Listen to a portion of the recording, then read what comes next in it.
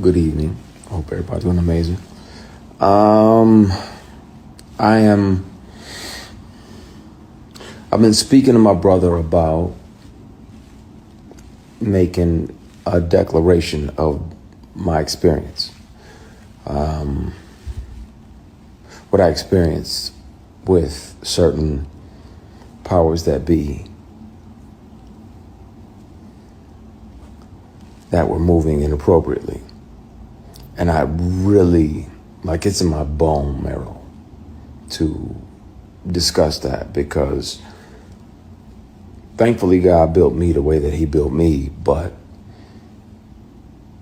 I'm not sure, based on this person's claims and brags, that he's literally got, at the same time this person was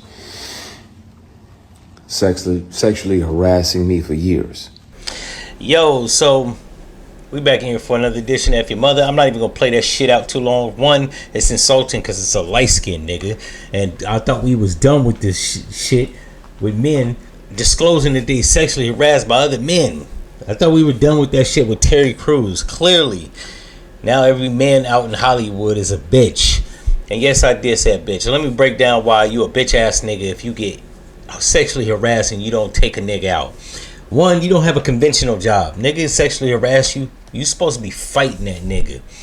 But aside from all that, I'm not even believing none of these victims, right? Anybody that goes into great lengths to tell how they were harassed and for years, right? Not days, not months, not weeks, years. And they always say this person and that, but nigga, say the name.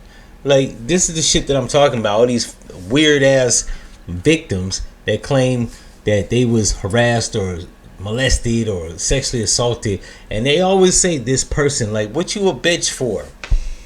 Say the person's name. We don't give a fuck about how you feel. We don't give a fuck about your feelings. We want to know who the person was.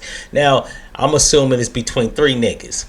It's Lee Daniels, Tyler Perry, and possibly, he said it's a big person. I don't know. It's between two people, Lee Daniels and Tyler Perry.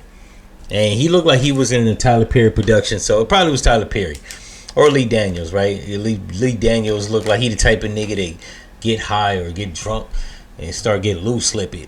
But aside from all that, like, this nigga clearly look like he's in his late 30s or early 40s. Bro, you too old to be getting molested or having a nigga sexually harass you. I would just, and this is Hollywood, like I said, it's not a conventional job, but stopping these niggas from punching a nigga out. Now, my job, I can't knock niggas out. But if I was to get sexually harassed at my job, and I work a 9-to-5 blue collar job, we fighting. Like, they ain't gonna be, no, I'm not calling the police. I'll probably sue you afterwards.